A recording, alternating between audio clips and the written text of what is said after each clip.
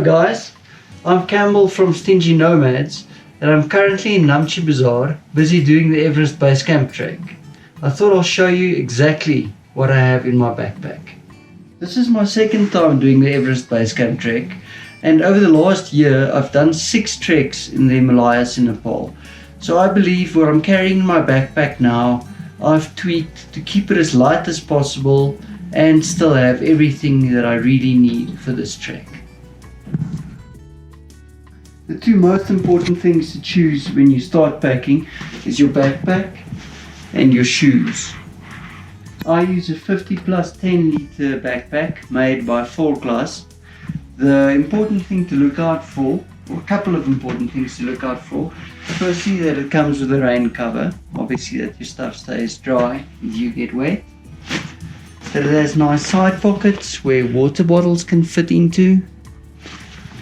What I really like about this backpack is that you can pack it from the top like old style trekking backpacks, but that it can open from the front, which makes it easy to reach anything. It has lots of nifty little pockets to store things like gloves and beanies that's easily reachable, and to hide things like wallets and passports.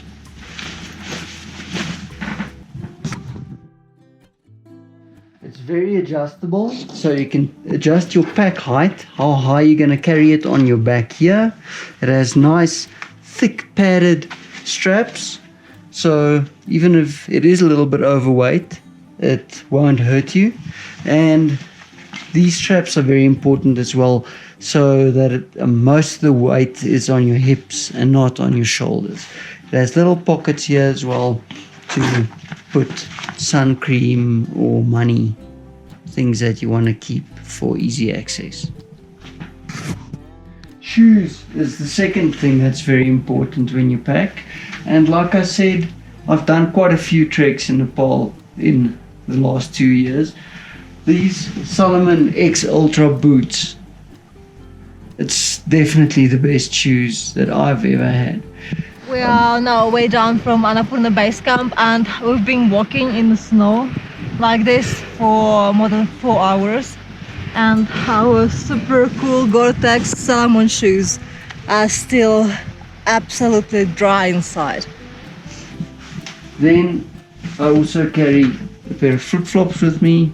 This is essential in tea houses. You're not going to want to walk in your boots all day, and you can just wear this with a pair of socks. This is everything that I have in my backpack. The total weight was 8 kilograms. We weighed it at the airport in Lukla. Layering is absolutely key to pack a few things and to be warm when necessary. So I'm going to start with the base layer, what I wear underneath. For underpants, I like to actually wear running shorts. They have inner underpants, they're quick dry, they're really nice. So I have 2 pairs of those that I wear during the day. I have 2 pairs of cotton underpants that I wear in the tea houses. Then for shirts, you can see I'm wearing a light, quick dry shirt. All the brands make good ones. The North Face, Columbia, you get plenty of brands that make these quick dry hiking shirts. It's really nice in the sun as well, that you don't get burned. For pants, I have 2 pairs of trekking pants, also quick dry. Over my base layer, I always wear a jacket. I have 3 types of jackets. One is a windproof, rainproof, snowproof jacket. I have a fleece jacket. That's a very nice second layer, and also to wear under the windproof jacket and to sleep in at night. And then a warm down jacket that compresses and packs very small, and it's very light. Depending on the weather, if it's snowing or if the wind's blowing really hard, I decide which one of these I wear. But if it's really cold, I can combine even all 3. For sleeping at night and for some extra warmth, I have warm underlayers. I have a thermal vest that's great to sleep in at night. I have a pair of thermal pants that I wear under my trekking pants if it starts snowing and it's very cold. And then I also have a pair of very comfortable cotton pants that I always wear on the tea houses and sleep with at night. I also pack a beanie. I need some warmth on my head. This is a nice thick beanie with fleece inside.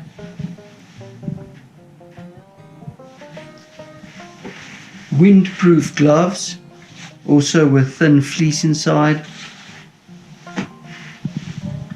I have 3 pairs of merino wool socks. These socks are nice because they don't retain water and I never get blisters wearing these. The cap is essential. Even if it's cold and the sun is shining, the sun still burns you. So you have to wear a cap.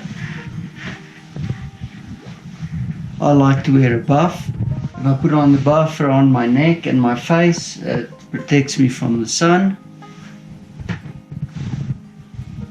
Just a thin, quick dry camping towel. You don't get towels in the tea houses, so it's important to pack your own towel.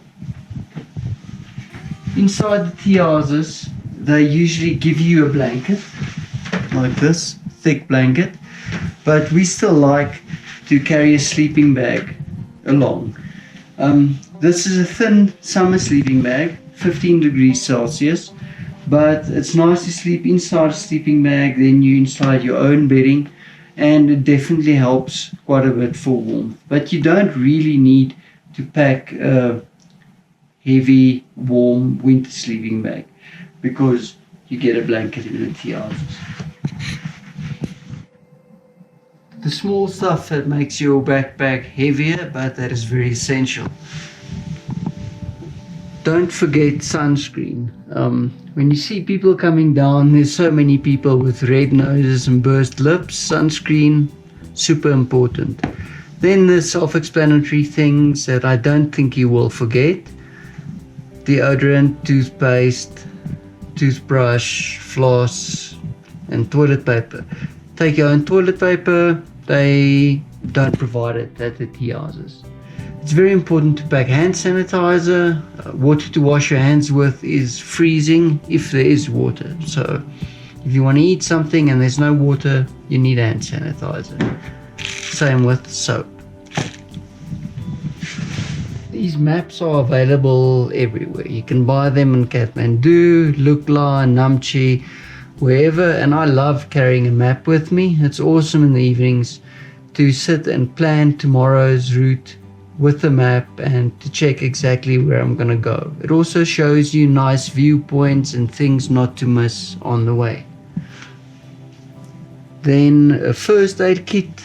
It's very important to carry a complete first aid kit and to try to keep it as light as possible. So what I have in mind, I carry some Diamox, that is for altitude sickness. Hopefully I will not need to use it, but I have got it if I do feel that I can run into problems. Some antibiotics. If I need a course of antibiotics for something, then I have a general antibiotic because that might be difficult to find on the mountain. Something for if your stomach starts, if you have a stomach ache, something for if you have diarrhea, and something for if you have flu. Then it's also good to carry plasters for blisters and for little cuts. This is all the extra gear that I'm carrying. A pair of polarized sunglasses. The sun, especially the reflection from the snow, can be quite tough on your eyes, so it's quite important to pack some sunglasses. A power pack.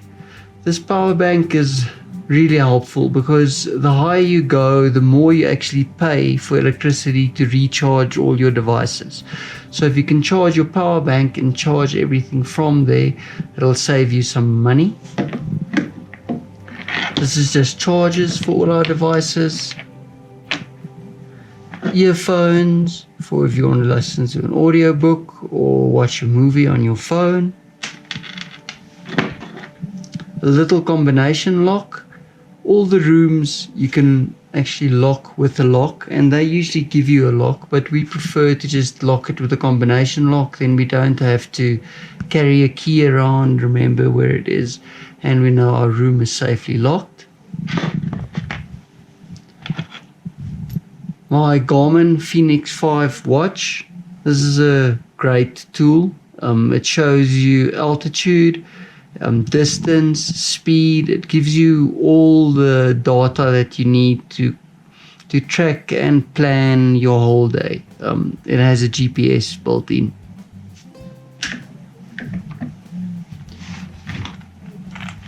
My Kindle, it's awesome because I can carry a couple of books with me and read every night whatever I want. Headlamp is crucial. Electricity sometimes goes off and then you just don't have any light in your room, so you always have a light. A multi-plug to make sure everything fits into any plug. Spare battery for our GoPro. We are using our GoPro Hero 8 to film this. Of course, your phone. Download some essential apps on your phone that you might need on your way. Something to calculate currency with. And Maps.me is actually a very handy navigation map that you can download the maps with, and that works very well here for navigating without being online. This is our snacks. We decided to pack a couple of snacks to last us for at least the first couple of days. So we have some nuts, dried fruit, and then coffee and tea. You can buy big bottles of boiled water for very little at the tea houses. So we usually buy a thermos of hot water, and then we just make a couple of cups of tea and coffee during the day. Walking sticks is another quite important item. I usually keep mine attached to the side of my backpack on the way up, and I only really use them on the way down to take some weight off my knees. And sometimes when it's icy and slippery, it's really handy to have a pair of walking sticks. Water bottle. This is probably the coolest thing I have in my backpack. It's my LifeStraw water bottle. There are a lot of water sources all over this trek, so water is not really a problem. But the thing is, most of the water, they don't really rate it as drinkable. So we carry our LifeStraw bottles with us, which is great. You can see Alia is just refilling them here. You basically suck the water through a very powerful filter, and it makes any water drinkable. We use them on all our treks. You can buy drinkable water at all the tea houses, but the great thing about this is, of course, that we're not using a lot of plastic bottles, so it's great to limit pollution here in the mountains.